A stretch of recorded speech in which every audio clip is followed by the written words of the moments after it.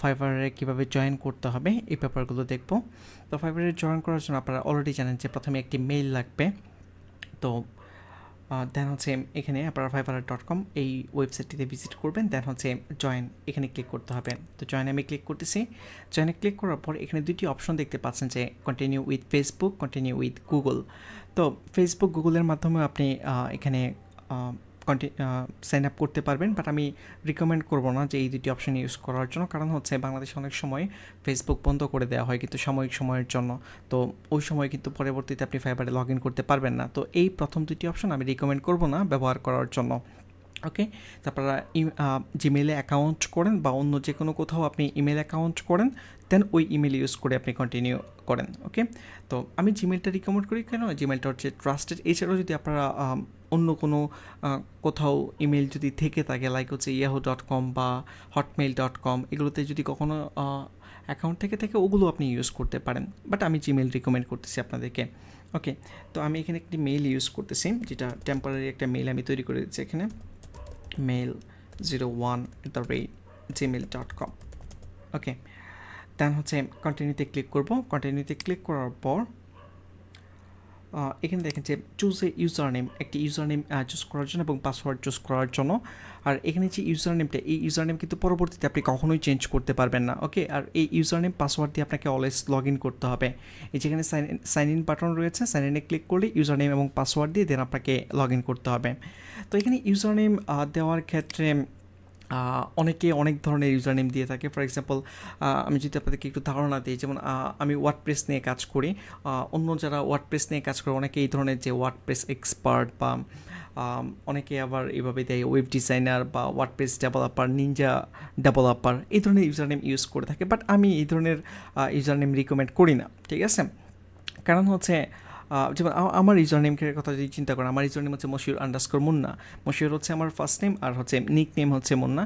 তো যখনই কোনো বায়ার আমার সাথে কন্ট্যাক্ট করে তখন সে কিন্তু জানে যে আমার ফার্স্ট নেম হচ্ছে মশিউর, তো হ্যালো মশিউর বা হাই মশিউর দিয়ে কিন্তু স্টার্ট করে। ওকে, তো আমি রিকমেন্ড করবো আপনারা এখানে আপনাদের যে রিয়াল নাম সেটাই আপনি দেন। যেমন আমি যখন ট্রাই করেছিলাম, আমি যদি মশিউর, শুধুমাত্র এটা পাওয়া যাবে না, এটাই যা এরকম দেখাচ্ছে যে look likes the user name is already taken.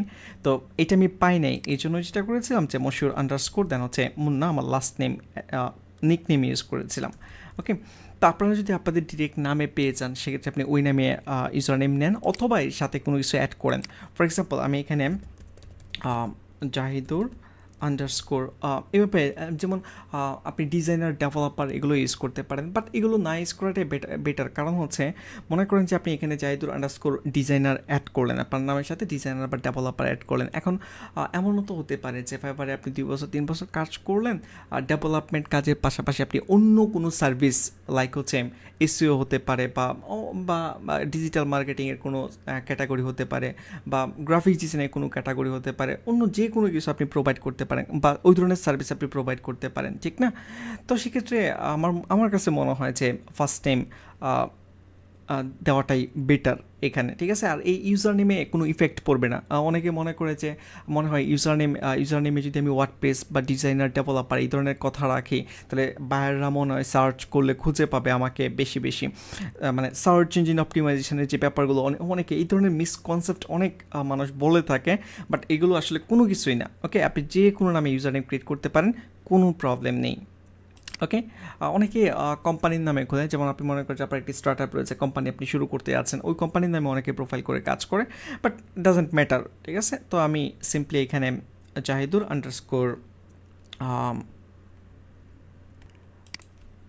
Rahman for example এটাই দিচ্ছি, ঠিক আছে? এই নাম দেখে আমি খালি আছে কি না, এই নামটা অলরেডি খালি, মানে অলরেডি কেউ নিয়েছে, অলরেডি টেকেন, তো এটা আমি ইউজ করতে পারতেছি না। সেক্ষেত্রে আমি ইউজ করতে পারি জাহিদুর_WP, ঠিক আছে? এটাই আমি দিয়ে দিলাম। ওকে, বাট আপনারা আমি বলবো না যে আপনারা WP দেওয়ার জন্য, আপনারা এখানে আপনাদের মতো করে আপনি দেন, কোনো সমস্যা নেই। ইউজার ডাজন্ট ম্যাটার, আপনি একটা সুন্দর একটা নাম চুজ করেন তাহলেই হবে, ঠিক আছে? ওকে, আমি এটাই দিচ্ছি জাহিদুর_WP, দেন হচ্ছে এখানে পাসওয়ার্ড চুজ করতে হবে, তো আমি এখানে একটি পাসওয়ার্ড দিচ্ছি।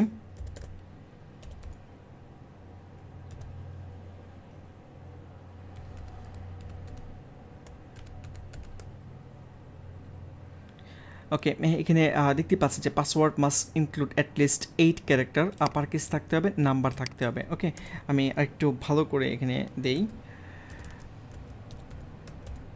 ওকে, দেন হচ্ছে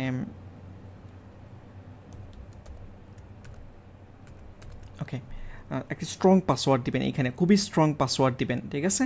মনে রাখবেন যে 8 ক্যারেক্টারের চেয়ে বেশি হতে হবে, আর আপার কেচ লোয়ার কেচ মিলিয়ে থাকতে হবে, আর অবশ্যই নাম্বার থাকতে হবে। তো জাহিদুর আন্ডারস্কোর ডাব্লিউপি আমি এটি ইউজ করতেছি, অথবা আপনি ডিজাইনার ইউজ করতে পারেন, ডেভেলপার ইউজ করতে পারেন। আচ্ছা, আমি ডাব্লিউপি না দিয়ে দেখি যে ডিজাইনার রয়েছে কিনা। ডিজাইনার, আচ্ছা ডিজাইনার দেওয়া যাবে না, কারণ হচ্ছে এত বড় নাম ইউজ করা যাবে না। ওকে, ডাব্লিউপি আমি এটাই দিচ্ছি। যেহেতু আমি ওয়ার্ডপ্রেস নিয়ে কাজ করি, এই জন্যই আমি আসলে মূলত এটা চুজ করেছি। বাট আপনারা আপনাদের মতো করে সেট করে নেবেন। বাট আমি আবারও বলতেছি যে এটা সার্চ ইঞ্জিনের ক্ষেত্রে কোনো প্রবলেম হবে না। আপনার যে আপনি নামের কারণে বেশি সেল পাবেন, কম পাবেন, বা নাম ভালো না হলে কম পাবেন, এগুলো ডাজেন্ট ম্যাটার, ঠিক আছে। এগুলো নিয়ে টেনশন করবেন না, সিম্পলি একটি সুন্দর নাম চুজ করেন। আর অবশ্যই আমি রিকমেন্ড করব প্রথমে আপনার নাম রাখেন, যেন বাইরেরা সহজে বুঝতে পারে এই নামে আপনাকে ডাকতে পারে, ঠিক আছে। আমি অলরেডি এক্সাম্পল দিয়েছি আপনাদেরকে। ওকে, দেন যেটা করতে হবে এই জয়েনে ক্লিক করতে হবে আপনাকে। আর এখানে টার্মস অফ সার্ভিস রয়েছে, আপনারা এই লিঙ্কটা একবার ভিজিট করে দেখে নিতে পারেন। যদিও এখানে একটা ভিডিও থাকবে, আপনি স্ক্রল ডাউন করলে ভিডিওটা পেয়ে যাবেন, টার্মস অফ সার্ভিস নিয়ে বিস্তারিত থাকবে। বাট তারপর আপনারা এটি একটু বাসায় দেখে নিতে পারেন যে এখানে কী কী রয়েছে। হয়তো সব কিছু বুঝবেন না, আপনারা ভিডিওটা দেখেন, টার্মস অফ সার্ভিসের ভিডিও রয়েছে, ওটা স্ক্রল ডাউন করলে নিচেই আপনারা টপিকটি পেয়ে যাবেন। ওকে, তারপর টার্মস অফ সার্ভিস মানে হচ্ছে এই শর্তগুলো মেনে আপনাকে ফাইবারে কাজ করতে হবে, এটাই। দেন হচ্ছে জয়েনে ক্লিক করব। ওকে, আমি পাসওয়ার্ডটি সেভ করতেছি না এখানে। জয়েনে ক্লিক করার পর এখানে দেখতে পাচ্ছেন যে অলরেডি চলে আসছে, আমরা অ্যাকাউন্ট ক্রিয়েট করে ফেলেছি। এখন আপনার মেইলে একটি নোটিফিকেশান যাবে, যেখানে এই মেইলে একটি নোটিফিকেশান গিয়েছে, এখন নোটিফিকেশানটি ভেরিফাই করতে হবে আপনাকে। ওকে, আমি আমার এখানে একটি মেইল আমি ওপেন করেছি। এই মেইলে এখানে দেখেছি ইউ আর অলমোস্ট দেয়ার, এরকম একটি মেইলে আপনারা পাবেন। Just confirm your email, activate your account, এখানে ক্লিক করতে হবে। তো আমি এখানে ক্লিক করতেছি।